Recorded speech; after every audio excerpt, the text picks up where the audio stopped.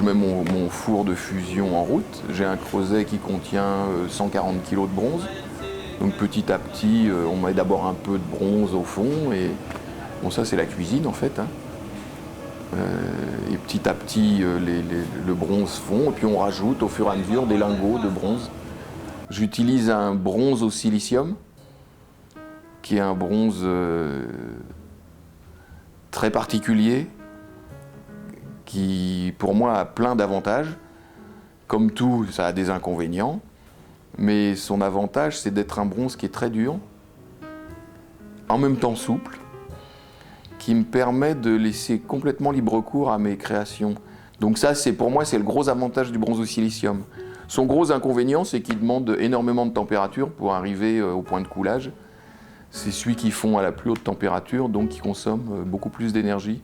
Donc je mets mes lingots en fusion, et quand mon creuset est plein, que je suis arrivé à 1180 degrés, je sors mes moules. Bon, je les sors un peu avant que je sois à 1180, pour bien coordonner tous les mouvements. Je sors mes moules donc à 250 degrés du four de l'étuve.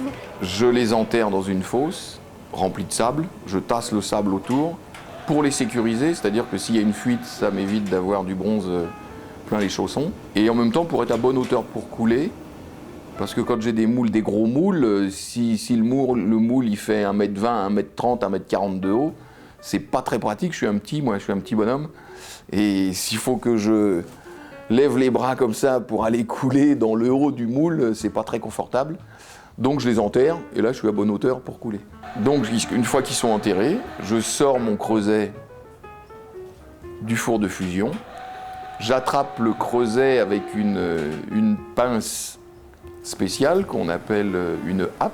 Je le mets dans une espèce de berceau qu'on appelle une chaise. Et j'emmène tout mon bronze en fusion au-dessus des moules et je remplis l'espace qui a été libéré par la cire.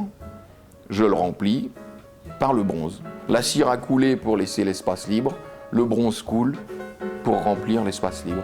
Si tout se passe bien, on a la chance d'avoir une belle pièce. Donc là, on va attendre le refroidissement des moules.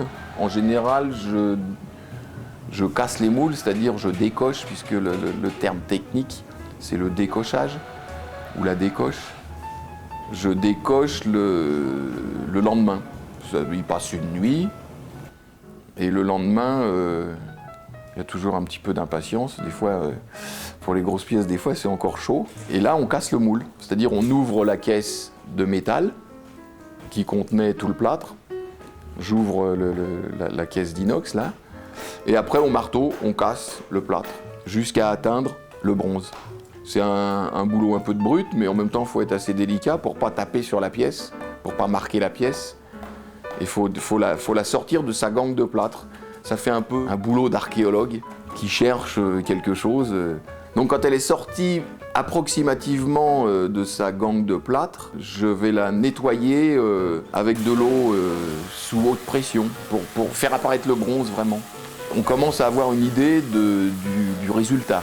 Donc une fois que la pièce est bien nettoyée, je vais la débarrasser de tout ce qui n'est pas la pièce, de tout ce qui n'est pas la sculpture en elle-même. C'est-à-dire que je vais couper à la disqueuse tout ce réseau de bronze qui l'enserre, c'est-à-dire les jets, les évents, le cône de coulée. Et là, on commence à retrouver notre pièce d'origine. Elle commence à ressembler à quelque chose. Et une fois qu'elle est débarrassée de tout ça, on la passe à la sableuse pour enlever la petite pellicule d'oxydation résultant de la fusion du bronze. Et là, c'est le début du grand travail de finition proprement dite, qui est le ciselage de la pièce. C'est-à-dire qu'on va reprendre les détails, on va reprendre tous les petits défauts qui peuvent être inhérents à la coulée, c'est-à-dire il peut y avoir quand même des petites bulles, c'est-à-dire des petites bulles d'air qui sont coincées dans le moule quand on a créé le moule en plâtre. Donc une petite bulle d'air dans un moule de plâtre, ça va faire une petite bulle de bronze. Donc ça, il faut enlever la petite bulle de bronze. Et puis il peut y avoir quand même un petit bout de plâtre qui s'est baladé dans le moule. Donc ça va faire un petit trou dans le bronze. Parce qu'une fois qu'on aura enlevé le plâtre, le plâtre il a pris la place du bronze. Donc il peut y avoir un petit trou. Et puis il faut faire disparaître tout ça. Et si on a coulé la pièce en plusieurs éléments, il faut ressouder les éléments pour reformer la pièce.